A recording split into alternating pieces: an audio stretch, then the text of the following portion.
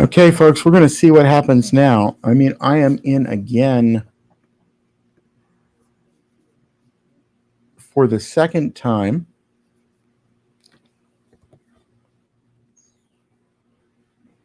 I am not quite sure what's going on. We'll see.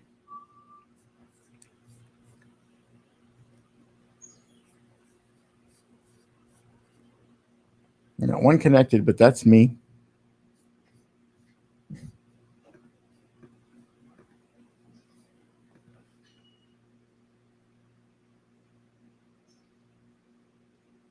Two connected.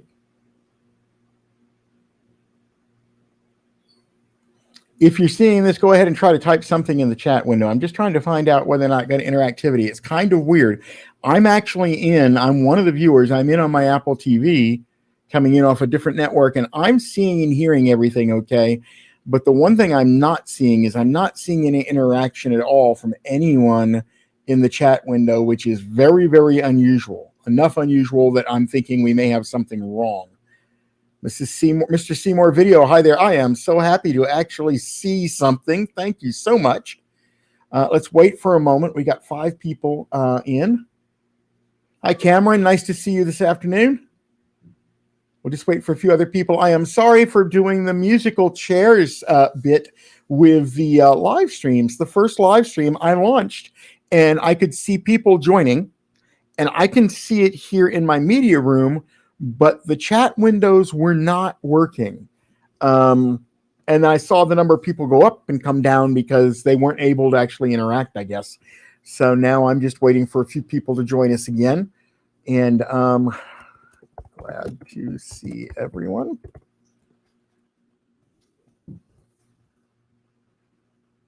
And we'll get started in a few minutes or whatever. We'll starting at one point, obviously, here in a minute. A lot's been going on this week. For those of you who may be watching this after the fact, I'm going to get started while we let people ramp in before we start up on our episode for today.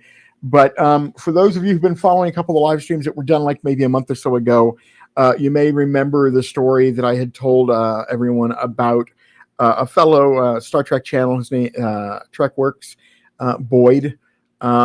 I haven't really heard or seen a whole lot, but a couple of days ago, there was a video from Boyd that it posted, I believe, on his Facebook page that contains an update that he had a run-in with pneumonia and that he seems to be recovering. He's better now than he was, but it was really touch and go about a month ago. But it also contained information that there had been several fundraisers and charitable things that Star Trek fans had done, and that they had made a significant, they make life livable. So I don't know how many of us were actually able to be involved in those, but I wanted to give an update to those of you who might be watching this either live or after the fact to let you know that he apparently is still with us, thank God. Hopefully, I hope to meet him in when we go to see Wonderfest, but we'll see how that works. For some of the other ones of you who've been joining us this week for the first time, you'll start to notice on Wednesdays, there's a special type of little video that's going to be going out every Wednesday where I will take an object, an artifact, for lack of a better word, that I have uncovered in my studies for here on the channel, and do just a brief presentation. Some of the minutes, I think some of the videos have been like 10 minutes. The average is less than 5. I did one last night that's scheduled for March sometimes that I believe is going to be somewhere around 3 minutes. So they're not very long. They're going to produce on Wednesdays. And they basically will continue on the what's on the bookshelf story. I have a lot of reference books that are not available anymore, and some that are still available. We'll basically take a quick look once a week at each one to hopefully show you some things that you either haven't seen before or haven't thought about in a while. Okay, we are ramping up now with people that we got online. Thank you very much. I do want to point out that the link to how to get into today's episode that we're going to be watching, Seeing the Edge of Forever, is on the screen up there in the corner, nuel.link/IYPD6T. This will take you to the on-demand version of Star Trek Season 1, City on the Edge of Forever on Pluto TV. You do not need to be subscribed to Pluto TV to be able to watch along with us. However, and you don't even need to register on it. If it asks you to log in or whatever, you can click cancel and you can come in and still watch it without even registering it, installing anything on your computer. When we start the watch party in a moment or two, I will let you guys know, hey, click this link now. You need a second device to be able to watch the live stream. Now, some of you may be technologically advanced enough to be running possibly in multiple virtual windows, and you can do both from one device. And hey, that would work just fine. But for most people, let's just say that you need two browsers, one on this device and another browser to get you independently somewhere so that you can see what's happening on that one for City on the Edge of Forever, and still stay on this one to see what happens with any discussions that are going back and forth on City on the Edge of Forever on this side.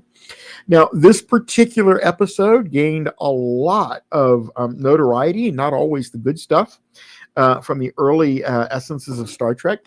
The writer, of course, was Harlan Ellison.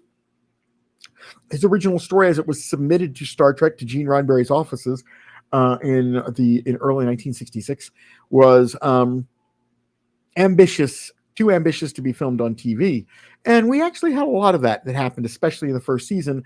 And, it's easy to blame, and so basically they rewrote the living daylights out of it to make it something they could put on TV. They removed a lot of things from it in the interim that, of course, Harlan didn't agree with. And he really carried a chip on his shoulder all of his life. Now, in later years, IDW did a special graphics novel version, which was really nice, and a limited run series on comic books that would show you the original story as it was. And I think those of us who have read it said, okay, yeah, it's a pretty fascinating story, but yes, the concept in Gene Roddenberry's Star Trek, especially in year one of the original series, the concept of someone selling drugs on the Enterprise just isn't going to fly. It didn't fit in with our idyllic view of the future that Gene had. So for whatever reason, of course, Gene and Harlan never really saw eye to eye going forward on that, but you can pick up Harlan's versions. There have been books printed on it. He's published the screenplay. So it's definitely available for perusal at your convenience.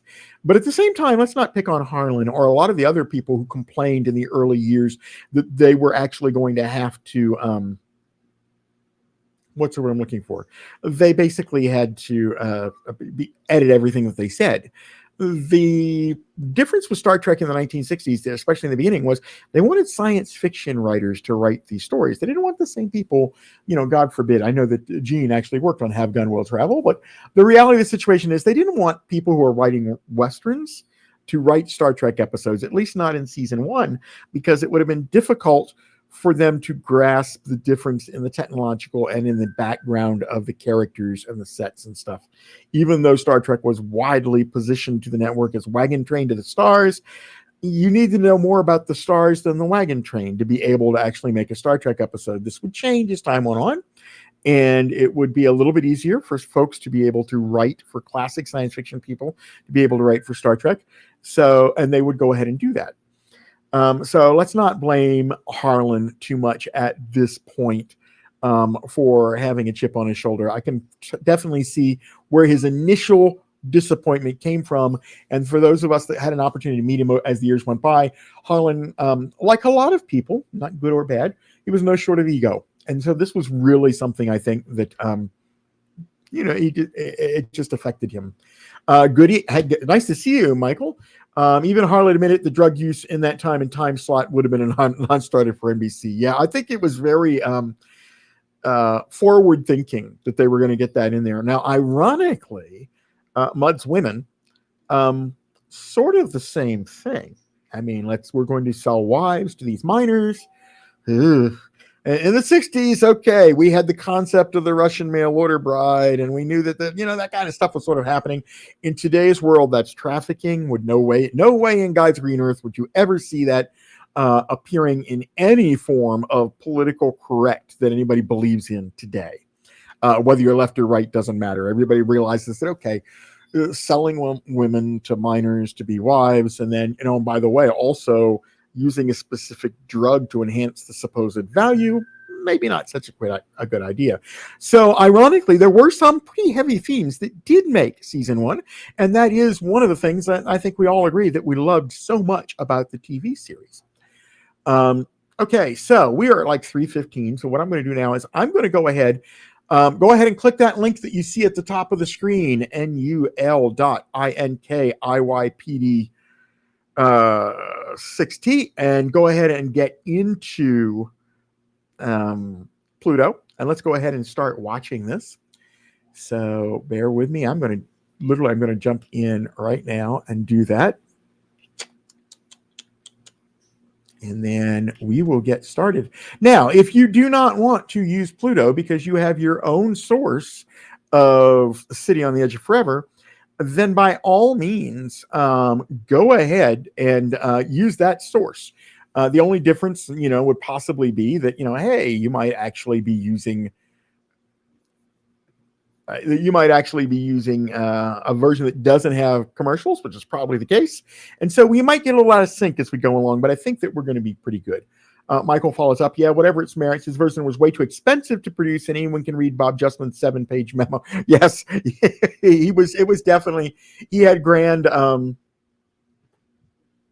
he had grand aspirations. I don't know why, Michael, but my earliest memories of that, I know that Ray Bradbury, Harlan Ellison do not compare. They are not, obviously. So those of you who've been around long enough to remember what I'm about to cite might actually be thinking, what the hell is Jim talking about? But the reality of the situation is, for whatever reason, the treatment that we saw on City on the Edge of Forever as it was delivered originally by Harlan reminded me sort of like the complexity in the background of the treatment that we saw from Ray Bradbury with the Martian Chronicles. So in the back of my head, that connection exists, however ungrounded it may be. Sometimes, as you know, a lot of our earliest memories like this are emotionally wired rather than intellectually wired. And when that happens, we don't necessarily view things the same way as we did back then. Matter of fact, we can look back quite a bit on stuff that was done and ask, why in the world did we even do that? All right, so let's see if I can get started on this.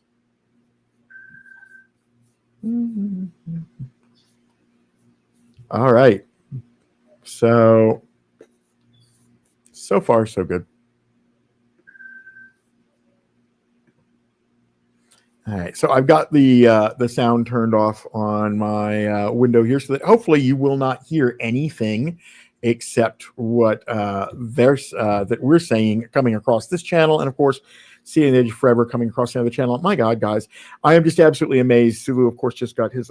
As I'm watching it, Sulu just got revived, and McCoy's about ready to hyper spray himself into the past. The video quality on these is extraordinary. I mean, I trip over this, I think, every time we do one of these things. This is, of course, I'm watching the remastered version with our friends on Pluto TV, which means I am watching the CGI version. But CGI aside, just looking at what they were able to do to clean the negatives and stuff, I'm blown away. I mean, ironically, I'm able to watch Star Trek in far more Technicolor and far more vividness than I was able to do at the very height of me being a Star Trek fan.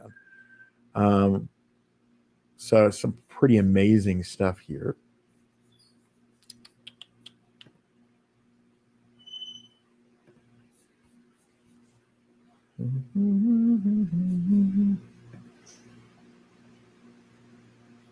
Okay. McCoy just ran down the tube. Didn't really mean to put it that way. Now, as we're watching the credits roll here, most of you who probably know this, and I might even unfortunately go through this on various times when we do some of these episodes in the future. But of course, the opening credits were completely replaced and updated with CGI on the versions that we're looking at right now.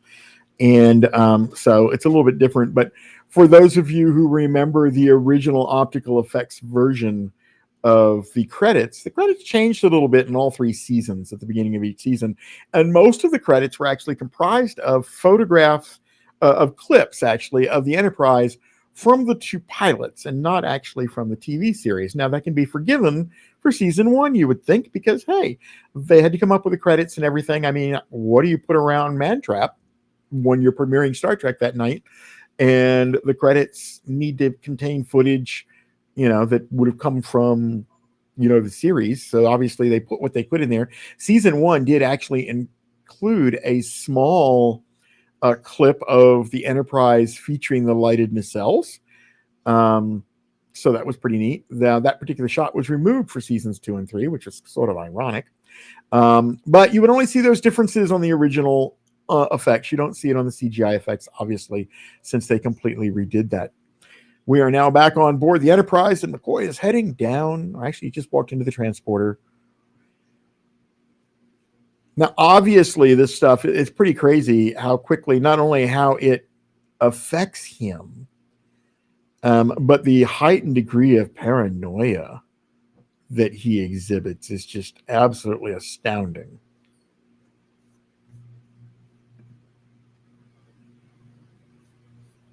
And I have to say, to a degree, very much, it's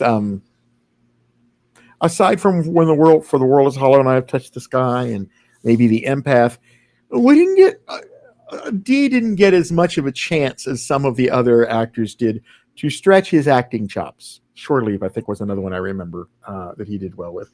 I wish we had seen more of him. I really, really do. I wish we'd seen more of him. I would have desperately preferred to see the script, and I think it was a DC Fontana script, and I'm sorry if I'm getting that wrong, but the script idea for Joanna, his daughter, that inevitably ended up being the way to Eden just before the series went off the air. I would have definitely loved to have seen a little bit of the paternal side of Dr. McCoy, actually, in his characterizations. Would have also possibly given them the opportunity to explain the all too visible wedding band that D wore on Star Trek. Now, we all know that a lot of actors continued to wear their wedding bands in their TV shows, and you go out of your way, maybe not to show it in close-ups and stuff. But, indeed, it showed up numerous times. And so in the early years, there was speculation. In the early years, I'm talking about 60s and 70s, and maybe even early 80s, there was speculation when we were at the Star Trek conventions and stuff that, is that an indication that maybe he hadn't given up on his marriage, that there was still, that he still refused to view it as dead. We might have actually seen a part of that, I think, with Joanna about his daughter. Now, a version of the story did make it into, ironically, Gold Key Comics several years later. It might actually be a very close version of the story. I can't remember off the top of my head, but I do know that they did bring Joanna onto the comic and tell that story. So we would get to see a little bit of that. It's just a shame that I didn't get to see it in live stream. And now we have seen the Guardian. Now, this set, this design, I'm pretty sure this is a Matt Jeffries design. Some of you can... Hi, Tori. Nice to see you up there in Portland. Ironically, believe it or not, although I haven't seen him in many, many years, my older brother lives in Bend, Oregon, so he's not too far away from you up there. But getting back to this, the Guardian shape and design, I think it was just absolutely astounding. I'm not quite sure what his inspiration was, because I really don't see very much in the way, other than a geode, that the design looked inspired by. But oh my word, what a statement. I mean, it is one of the most iconic and easily visible and identified shapes and items in all of Star Trek history across the decades. Important enough that, of course, we actually even saw a version of the Guardian show up in Star Trek Discovery last season. For those of you waiting, of course, the news has come out, I believe, that April 4th, they are launching the last season of Discovery, with an opportunity to say goodbye to everybody. And I'm sure everybody has mixed feelings about that. I've had more than my share. I am not a Michael Burnham fan, and I think that for me personally, Discovery really hasn't worked because of Michael Burnham, and that's such a shame, because the actress, Soneqa's a good actress. We watched her for years in The Walking Dead, and quite frankly, we were all excited as fans when the announcement was made, hey, that she was going to be moving, she's going to take the lead role in a Star Trek TV series. She's done the best she can with it, I think, and it just, didn't quite go. Mark brings up, I thought it was designed while Jeffries was on vacation. You might have something there, Mark. I'll have to check it. I'm not sure. I might have just automatically jumped to conclusions because of because of my respect and awe for Matt, I guess. So I might check into that. But it's if he didn't design it, it was done by one of the other the assistant art director or somebody else there. I'd be very interested to see that. Did Roddenberry do a bad rewrite of Harlan Ellison's screenplay? I think one of the things here, Tori, is that there's probably some argument. Well, first off, everybody rewrote this screenplay. I think Dorothy had a hand in it. Bob had a hand in it. Gene had a hand in it. I think Gene might have gotten the last hand in it, which seems to be the last word in most of these rewrites.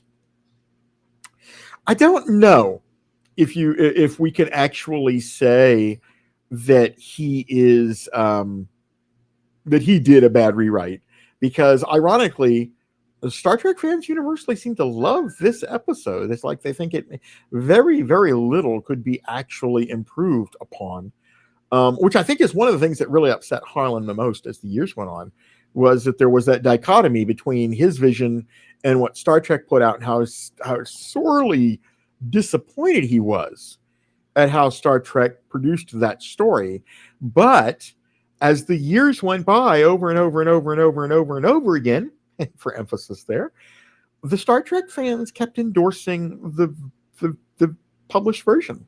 The Star Trek fans, overwhelmingly love this episode just the way it is. And I think that might have been a little bit of a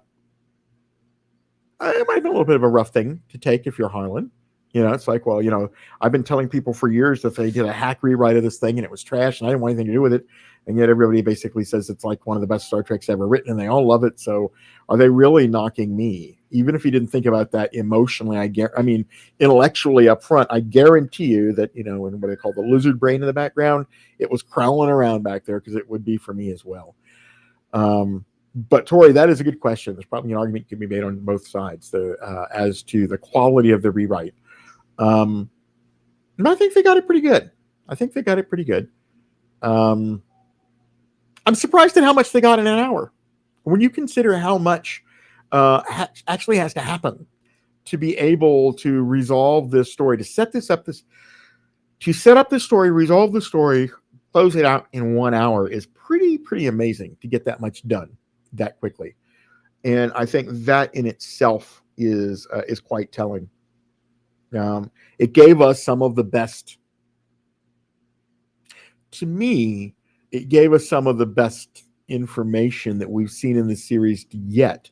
And you're asking, you want to build a Neolithic memory circuit using stone knives and bear skins. And I can't, I have to admit, many times over the years, including recent years or whatever, when I'm talking at work or whatever, we're talking about how difficult something is, we don't have enough resources to do it, that, I will make a comment about like, well, that's what happens when you force us to do something with stone knives and bear skins. And ironically, I never have to explain that to anybody. So like, beam me up, Scotty. So I guess that's a good sign for Star Trek. Tori, you're right. It is a lot of dialogue. This is probably maybe one of the more wordy episodes ever done. That'd be fascinating to actually look at. we could probably cheat just by saying, oh, okay, how many pages was the shooting script? And, what was that in comparison to some of the others? But yeah, it is wordy. It is, Star Trek was a very wordy television show back then. As most of us found out as we got older, we found out much to our benefit how wordy Star Trek was, because of course, when you're really young in the 1970s, unless you happen to be, married to, or, in the family of somebody who has money, video cassettes didn't show up for many years. And so we recorded all these TV shows, all these episodes, we recorded them on cassettes and would listen back to them for years. And surprisingly, if you audio record an episode of Star Trek, or, hey, load up a version of Star Trek, let it run, close the viewer window and just listen to it. surprisingly, it works quite well. It could almost work as an audio drama all on its own. And that has to do a lot with the musical cues, the dialogue, the flow, the interaction back and forth between people. Tori, I agree with you. I love the dialogue and how they interpret the lines as well. I mean, I have an affinity. I tell people all the time. I think I mentioned it even in the last one that we did. I have an affinity for the Greek tragedy type of stuff. I love the classical, like in Star Trek, the 3-act, the 4-act structure. The formula that you follow when you're doing classic literature. I just absolutely amazed by it. Star Trek did that very well, very, very well.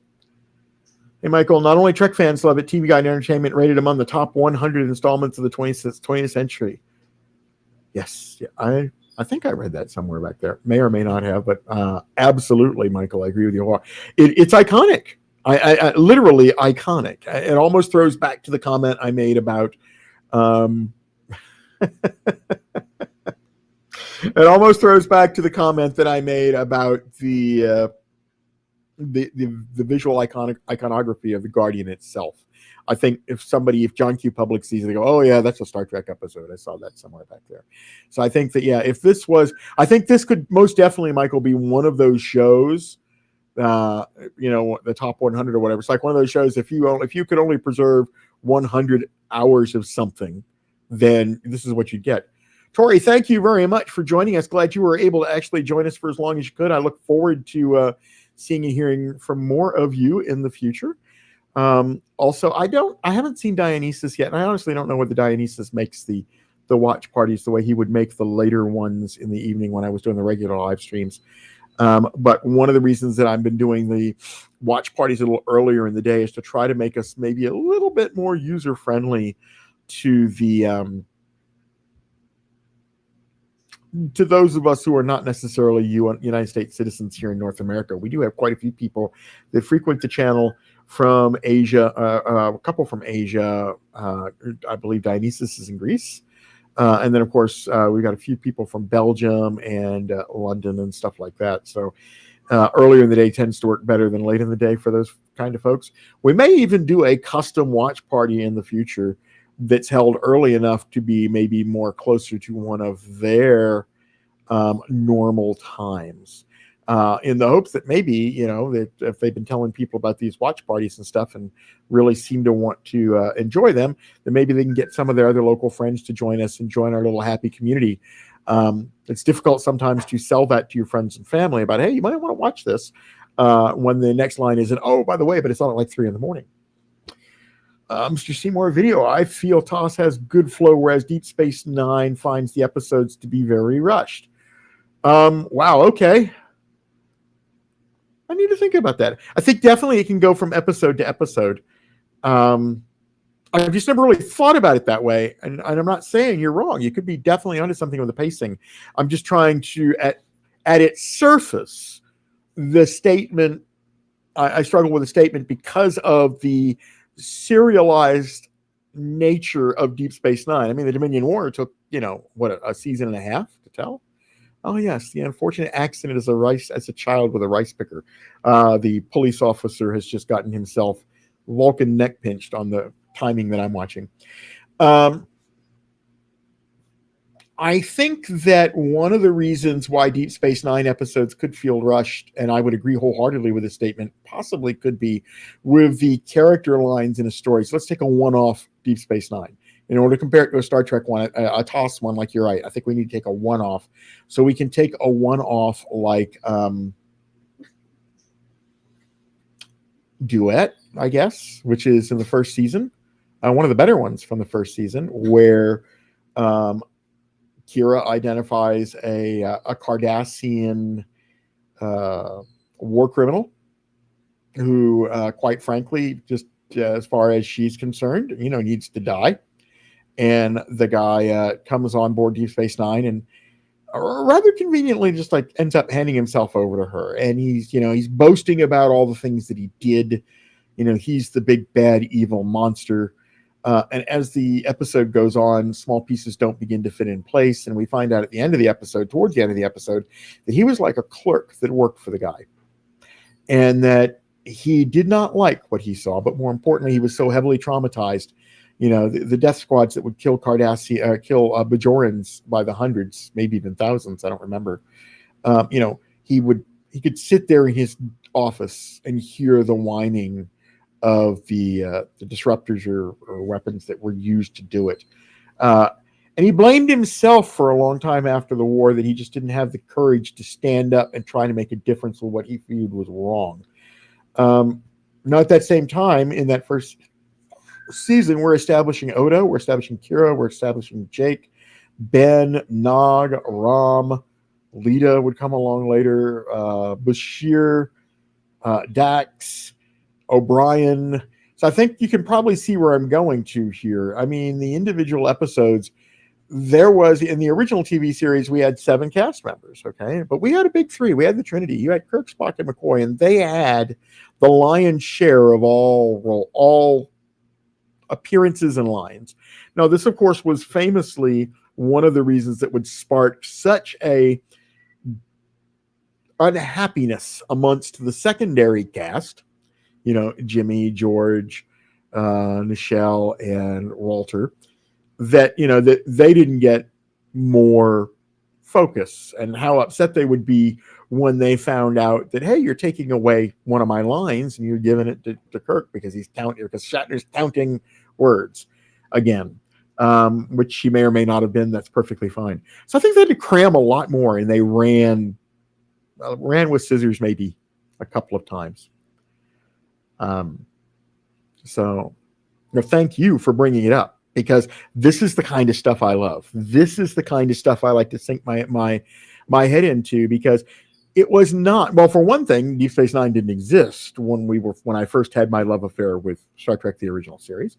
So it was not something that I would ever have thought of back in the day. I would not have thought of this comparison until you brought it up. And that's the kind of stuff that I just love to dig into, is because there are so many pathways and connections and things that can warrant thought or analysis now that didn't, when it happened to me when I was younger, and you're busy with, life and all that stuff, they go the wayside and you don't do them. So I love that kind of stuff. Michael Duet was amazing. Guest star Harris Yulin should have won an Emmy. Yes, he should. I was actually watching last night, season 2 of 24, starring Kiefer Sutherland, which is another guilty habit of mine. And I'm staring at, I can't remember his first name, but his last name's Stanton. And Stanton's one of the bad guys this season on the show. He's working with the CIA against the president and stuff. And I'm sitting there and I'm staring at Henry. I think his name's Henry Stanton. Staring at Stanton, and my wife's watching it with me because I've seen it all before, obviously. I want her to see it. She's actually enjoying it now, which is unusual. I take advantage of when my wife and I like the same shows. So I told her, I said, that dude's a Cardassian. And she looks at me and she goes, no, I don't think so. She likes Deep Space Nine. She remembers it. I said, no, there are some scenes when you look at him head on that the shape of his mouth and the way he carries himself, he's a Cardassian. And I couldn't place him at first. Matter of fact, I would have placed him probably more solidly towards the middle to end of the series, like maybe one of the members of the Obsidian Order. But it turned out he was him. Hey, Daryl, nice to see you this evening. Mike, it is so good to see you again. You and I definitely need to talk. I definitely want to arrange to do some stuff.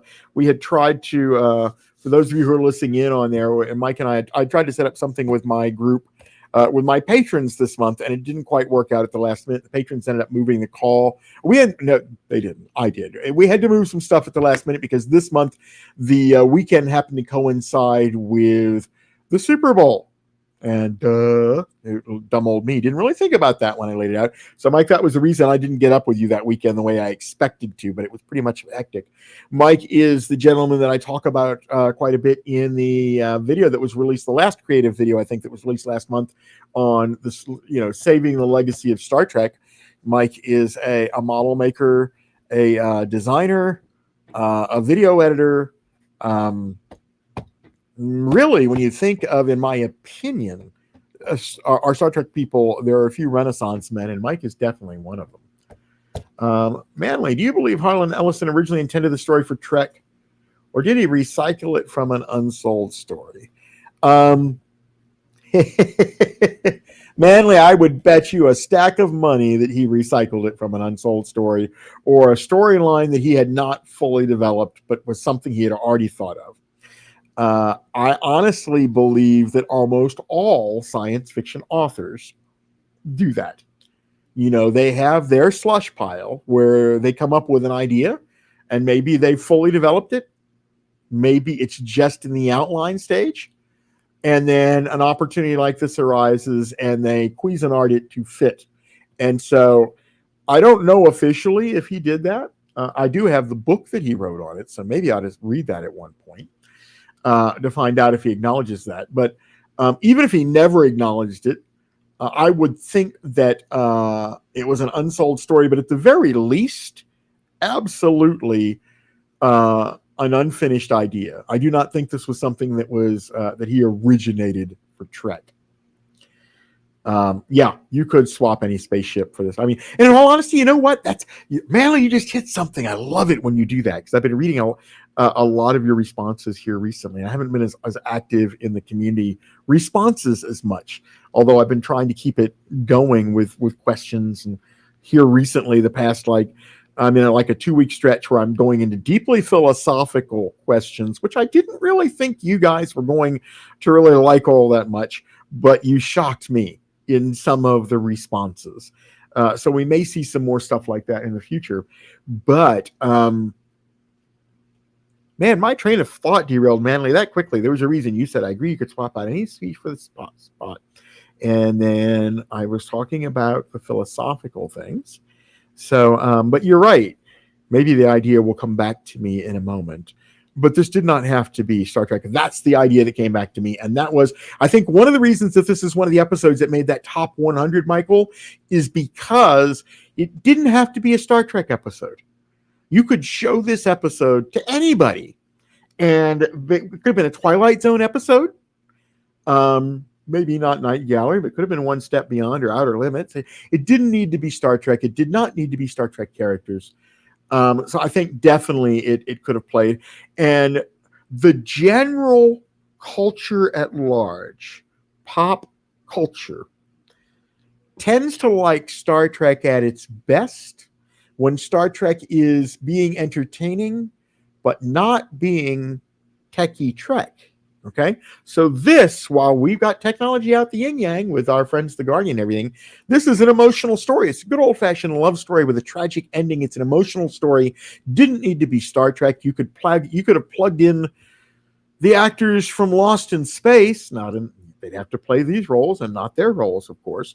They could have made it work. Okay, I think that's another reason why Star Trek IV: The Voyage Home did so well with the American public. Most Star Trek fans will tell you, yeah, we liked Star Trek 4. You know, it's definitely up in our, 4 or 5 or maybe even top 3 movies. Definitely, we loved it. The American public will tell you that the Save the Whales episode of the Star Trek movies, that's the one they love the most because it was just so fun. You didn't need to be science fiction. You didn't need to be a Star Trek fan. Everybody understood what was going on. It played for comedy. It was 100%, in my opinion, Nimoy's dead on identification of the market that he needed to go to. And I think that that stems from the exact same point that you brought up, Manley. And that is that this story is really good. It didn't need to be Star Trek.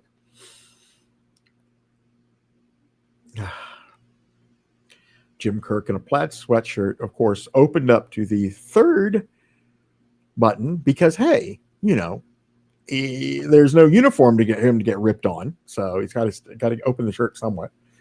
You got to admit, though, guys. I mean, looking at this, I'm staring right now at Jim and Edith and Spock. They're downstairs, and Spock standing in front of the fireplace, and I believe right now that they're going through. I have the sound turned down because I'm watching with you guys. Maybe I will turn on the closed captioning. That might not be a bad idea. I wouldn't feel so stupid. Subtitles on. Ta-da! As if you've always been there and always will. So yeah, they're at that part. I thought they were. where Kirk was saying, "Oh, interestingly, I don't look like I belong. Where do you think I belong?" And she instantly reads him. And now, ironically, that's probably the first instance I can remember of, as a child, as a youngster, seeing someone read a person on TV. Now, I mean, we might actually, today we might call it profiling or whatever, but I mean, she looked at him and she told him exactly what she was able to intuit from what they saw, what she observed. And I don't think I'd seen that at a younger age. Daryl, I'm sorry when you went off and on. It messed me up and I did not get the episode started. I got to go by. Hi, Daryl. No problem. Glad that you were able to join us. Yeah, I'm not quite sure what happened the first time. So, okay, we're back. I'm back again. Edith and Jim are walking down the street. Here they go. Just walking down the street.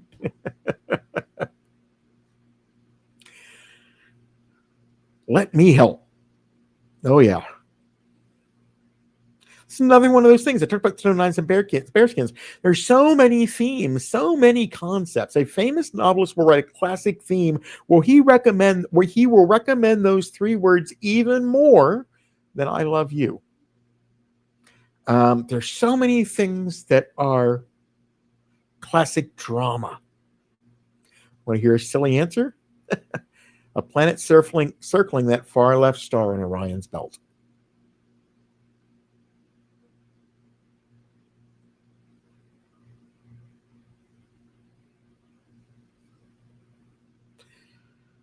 Cinematography is really good. You know, I talk a lot about, Jerry Finnerman and the cinematography on the Star Trek sets and what a genius he was with lights and stuff like that. But as I'm watching this, I really, really, really have to call attention to the fact that the cinematography on this episode is extraordinary, and they're using. I'm not sure who the director was, because I know the director plays into a lot of this stuff. This is a period piece. It's not really a Star Trek piece like you and I would know it to be. It's definitely a period piece. But as I'm watching this right now, and Spock is, slaving over his Neolithic stone knives and bearskins, he just saw the indication that Edith probably needs to die. The scene is lit with shadow. Very, very similar to the way that Robert Wise used shadow in Star Trek: The Motion Picture. Manley says, if you watch closely, Kirk and Edith will eventually stand in front of Floyd's barbershop. Yes, I saw that. Yes. The 40-acre lot. Guys, I really, really, really would love to do a video on the 40-acre lot. There is so much history, just so much history there to tell you guys and to show you guys, from Gone with the Wind, through just so much. But yeah, it was used as the backstreet. It really was America's backstreet for a long time. It beats the lens flare J.J. Abrams did get. A couple of points. Number one, yes, paint with shadows is far superior to lens flares. Paint with light can be just as effective as Thomas Kincaid taught us in the realm of portrait painting. Why in the God's given earth JJ believed that lens flares were good, I have no idea. I can't defend that. If you find yourself staring at the screen in one of his three Star Trek movies, the first one in particularly, if you find yourself staring at the screen and wincing because literally there's just been like a supernova aimed at your eyeballs, it's like, what the heck are you trying to do? What was the purpose of that? But it was a conscious directorial decision. Very much like the way that the scene is being shot and these episodes are being shot here. Manley says, lens flare adds motion. It's an idea from anime. Any motion is good motion, supposedly. Ooh, you may be on to I could tell you, as somebody who makes videos, I believe that to be inherently true. My skin crawls when I make videos where I have to do a lot of exposition for you guys, where I show you a document, and then I run my mouth for 3 to 4 minutes. And which is one of the reasons why I'm so fond and tend to use the animated Starfield in the background, because psychologically, if there's nothing moving and you're just listening to me, jabber on for 3 or 4 minutes, it seems to take like forever. So yes, the idea that any motion is good motion, I would probably subscribe to, until, like you said, it's like now it's just supposed when you actually start looking at the possibility for lens flares. But yeah, okay, I can understand that. Yep. I did not know that it possibly had originated with anime first. If you want to throw in a lens flare or two, we will understand. I will keep that in mind. As a matter of fact, I would love to possibly work that in as a joke in one episode, and I'll throw like a credit line down at the bottom of the screen for you, Manly. It's like flare supplied courtesy. So we'll see. Talking about videos I want to do, guys, I will be putting some information up on the community board, of course, in the next couple weeks. Actually, not in the next couple days, probably. In addition to the normal daily community posts, over, where do we go next? Where do I go next? I have a couple things that I want to move on to, but I can't do them all. So I want to take a look at, okay, I might have 5 killer ideas, but maybe killer idea 3 appeals to more people than killer idea 2 does. The lens flares bothered me a lot less, Michael says, than those lights blasting your eyes from every corner of that eye bridge. Why he decided to shoot the Enterprise inside an Apple store, I'll never know, Michael. His view, it's just crazy. I don't understand his view of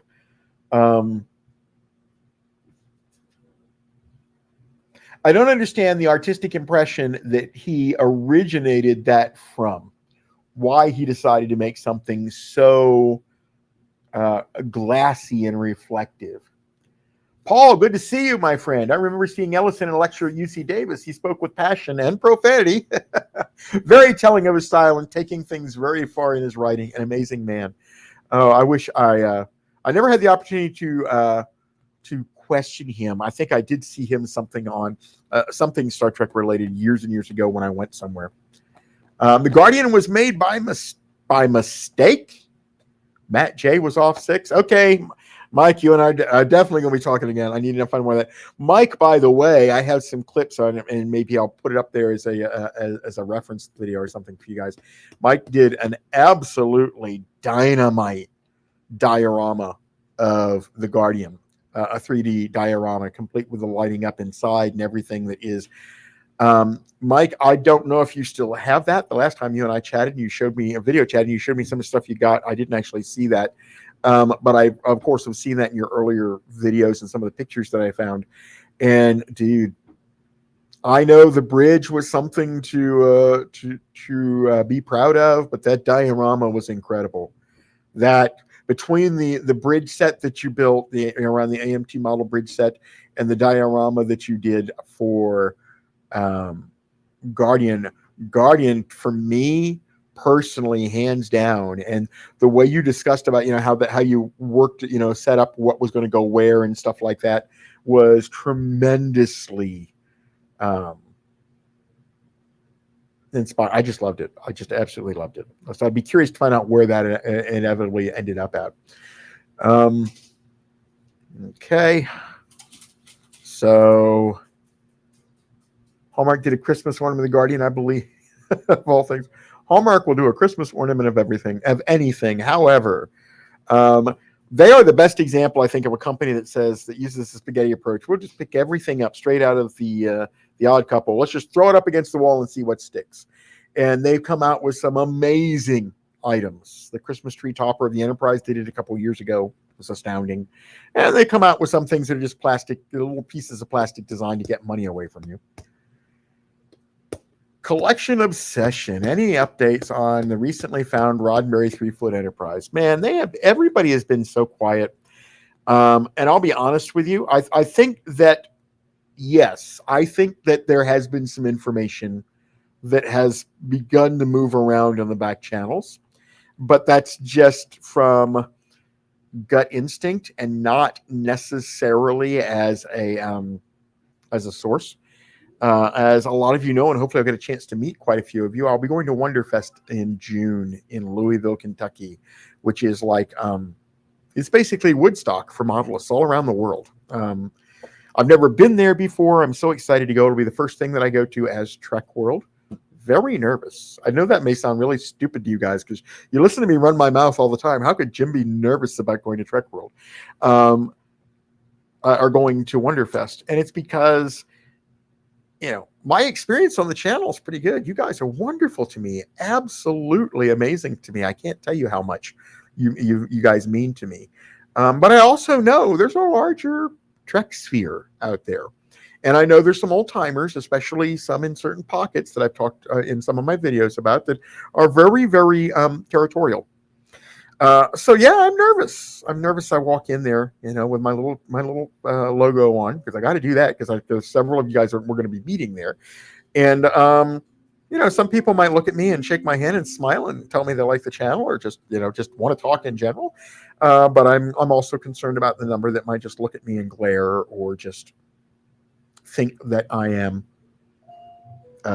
unqualified to say some of the things that I say, which I am. I have no more qualifications than anybody else. I'm never going to tell you I'm qualified for half the crap I say. They just make sense to me. And if I can support them by digging up information, you know, like on the history of the Galileo that I've done and stuff like that, then, you know, I'll do that. But yeah, I'm no more qualified than anybody else in John Q. Public. So Joe Pevney. Okay, cool. Joe Pevney did, thank you, Mike. Joe Pevney did the, Joe Pevney did The Guardian, because wasn't he also the director? Or wasn't he a director as well, Michael? You can, or Mike, you can give me the answer up there. Collection Obsession, did you buy a Tomy Enterprise? Oh, yes, I did. Oh, there we go. Look at that. You would think it would. I'm turning my laptop. There we go. There it is right there. I'm glad that you brought that up, actually. I actually loved my Enterprise. Paul, I'd love to go to Wonderfest and give a talk, the West Coast Trek of Modern.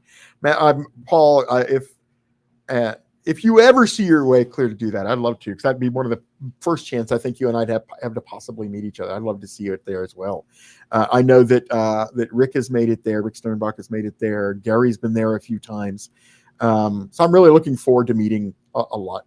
It's just, you know, high school nervousness after my first one. I think I will be absolutely fine, but I'm so excited because I've not looked forward to something like this in a long time, because it's not just Star Trek. No, it's not. They do horror movies, the classic horror movie stuff, but it's the modeling. It's the model builders. You know, Bob Krause was there last. Oh, no, that's interesting. I don't know about the rest of you. I'm going to hit retry, but Pluto just kicked me out. There was an error with this content. Please try again. So I'm going back to, so I'm going to go back in and see if I can get it to restart. God help me. If it does restart, I'll go back to where I was at. I'm pretty much sure. I pretty much knew where it was. Oh, yeah, I did keep track of it. So last watch.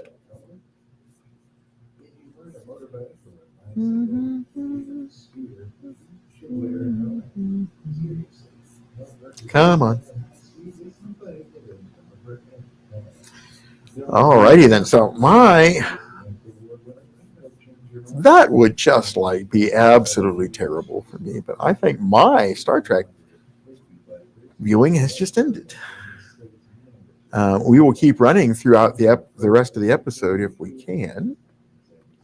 Let's see if I can take it back to. Oh, it remembered. It remembered.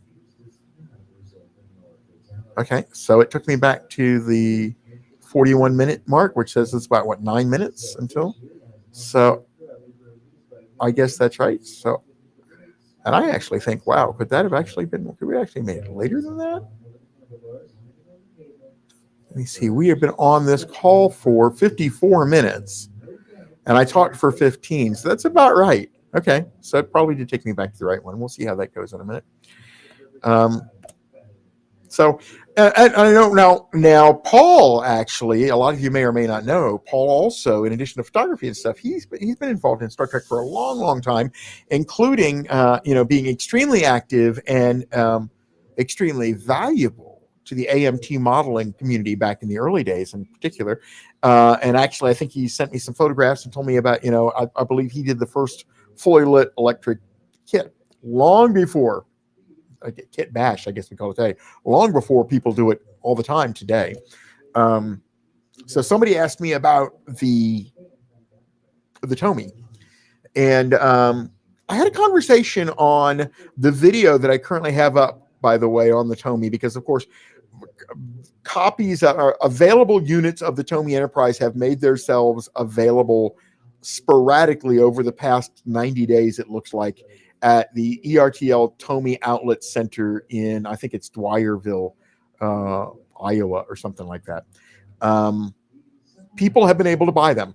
Absolutely, hands down. I've got more than one viewer. I got the first guy that told me he'd got 3 of them, and he got them in like a little less than 2 weeks. I've had other people tell me they ever buy 1 and 2. There's these dudes on eBay that have been selling. They're in the exact same location as this town, which is really pretty much in the middle of nowhere. And they have been selling them. One of them put a stack of 13 of them up like 3 weeks ago. However, my video gives you the phone number of the outlet company.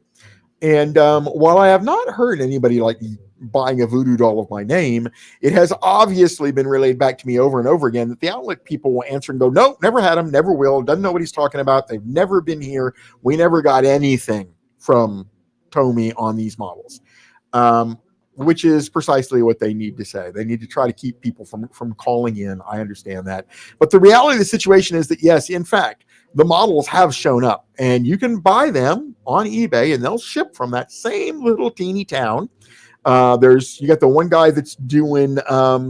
So Mike answered me back. Yes, Pevney was or Pevney. God forbid, I might have screwed that up. PEV. He was the director. So the models have been sold. There's a guy that on eBay that lists like 2 or 3 at a time because it's easier for him to keep the price up. And they've been going for like $1,700 a piece recently. Oh, you still have the Guardian. Oh, Mike. I want to do something about that with that Guardian over you. That's incredible. And I'm sort of ashamed in a way because it's the item that has impressed me the most of everything I saw that you did. And I can't believe we haven't really spoken too much about that. That's my fault. Anyhow, I was telling you guys I'm going to have a series of ideas I'll be putting up on the community page. Please keep an eye on them. Help me figure out what next to do that might help, that might be what you guys like the most. There are things I like that I know that there's a handful of people on the channel would love.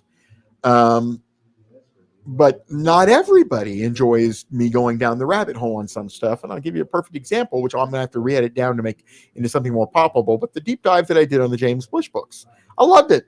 But yeah, okay, it's not everybody's cup of tea. So I need to make sure. That I can work on something that makes the most people happy. SFF 1987 missed the videos of all the times the Enterprise was filmed. You will find a set of 3 of those on Trek World. The very first video will show you every individual shot that was taken in the cage and where it was reused in every episode afterwards. So we'll go through and say, okay, this was the shot, like the little 3-foot model whizzing at the screen. Okay. It was shot for this episode and it showed up in these number of episodes. The second video installment will show you everything that was done for Where No Man Has Gone Before, which was the lion's share of all opticals that ever appeared in Star Trek from that point forward. And then the third one I did pretty much just covers the stuff that was done when they added stuff after the Bussard nacelles were animated. I'm probably going to redo those as a single video. Maybe try to do a little editing to tighten it up a little bit. But I know a lot of you may have seen the first one, missed the second or third, because that's the problem with multi-part videos, is that, the YouTube gods don't always surface them to you when you want. But those videos are available up there for you to take a look at.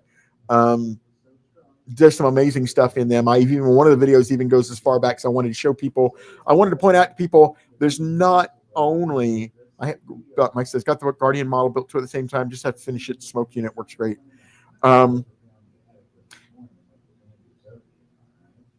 not oh, look at that. My train of thought, it sucks getting old, guys, because Mike just said something about the Guardian. I just lobbed right into it. So if I go back to what I said about, remember what I go back to before, I'll get into that. But you can look at the episodes now if you own Blu-rays. You can go back and you can look at the unremastered episode and see the original special effects. But you know what? They're still going to look better than what you watched on TV in the 1970s, because in the 1970s we didn't watch that 35 millimeter clip. We watched a 16 millimeter clip, almost certainly, that was sent to syndication, and they looked very, very crappy. And we saw it with ghosting. Some of us watched it on UHF. And images and records of what the Enterprise looked like when you and I were children are very hard to come by, because basically when you find them, you're going to find them on VHS. You're going to find somebody that recorded them and didn't get rid of them. My God, Jim, do you know what you've done? Yeah, we're right there. This is the moment, guys.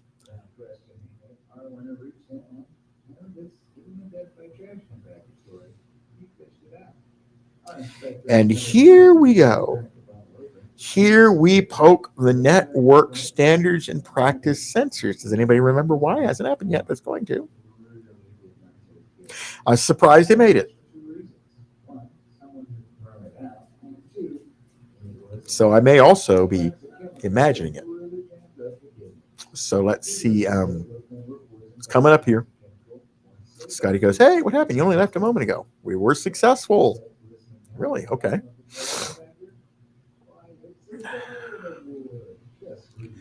Brilliant shot of Nichelle as Uhura. No line, but you could definitely see in her eyes, because she's watching Jim. She knows something. Captain the Enterprise is up there. They're asking if we want to beam up. And here we go, ladies and gentlemen. The line that I never would have thought would have made it past broadcast TV. Let's get the hell out of here. How do you like your Enterprise? I like it, but it eats batteries. I love my Tomy Enterprise, and while I've got a few of you on the phone or on the call right now, because we're getting ready to end this call, and I don't want to tie it up too much longer, I'm going to be doing a video, a talking head video to you guys, probably the next week or so. I have an idea. On electrifying, on removing the Tomy's dependence on batteries with the least amount of modification possible. So we'll have to see whether my idea is worth anything or not. So keep an eye on that, if you will. Michael says Ellison fought it, but at the end of the day, for all his dissatisfaction, I think he was glad his name didn't come off the episode. Absolutely. You know, Michael, whether he'd ever admit to it or not, that episode was so well liked by the entire world that absolutely he benefited from it. Absolutely he benefited from it. The publicity alone, just from his jousting back and forth with Gene, was legendary. So, okay, guys, I'm going to go ahead and get ready to wrap this up. I'm looking at Herbert Salo that's there. So anyhow, like I said, you'll see a talking head video come out probably in a couple days for me. Do you collect any of the X06 Star Trek figures? No, I don't. But someone contact. I'll forget all about it by next time. Leave me a comment or write me at jim@trekworld.com, because there's actually something going on, I believe, related to that I've been contacted about, that I would be interested to possibly discuss with you or just run by you or whatever. But anyhow, so we're going to go ahead and wrap up for this week. For those of you who are on the Trek World channel, please remember to check back. You will notice that I have recently turned on memberships, but membership is at 99 cents a month. And I'll tell you right now, I'm not 100% what I'm going to be doing with it. It is not going to replace my Patreon and patron sites. So we still have the patron levels with all the extra freebies and stuff like that. But I want the ability to be able to individually target folks that are members, because I can't message you. I can't do anything that doesn't go to the whole world on the community, but I can do stuff if someone's a member. So if anybody can feel their way, just think of it as a 99-cent tip a month. I'm obviously not looking to retire off 99 cents. I will put a video out soon and explain some of my ideas for it. I do intend to make it a valuable way for us to interact with each other. And yes, I'll do giveaways over it and do some other things to make it more rewarding than you could imagine for 99 cents. But keep an eye open for that. I just wanted to explain to everybody why they're seeing the join button and membership being open, and it does not currently replace Patreon. Thank you very much, everybody, for your time. We'll be doing this next watch party in another 2 weeks. Watch the community tab. As always, you will see a poll go up in the next day or so where we will take a look at the next 5 candidates for what we'll watch next. So once again, guys, thank you so much for spending time with me. I have just had a wonderful time. I look forward to spending more time again with you in the future. Bye-bye.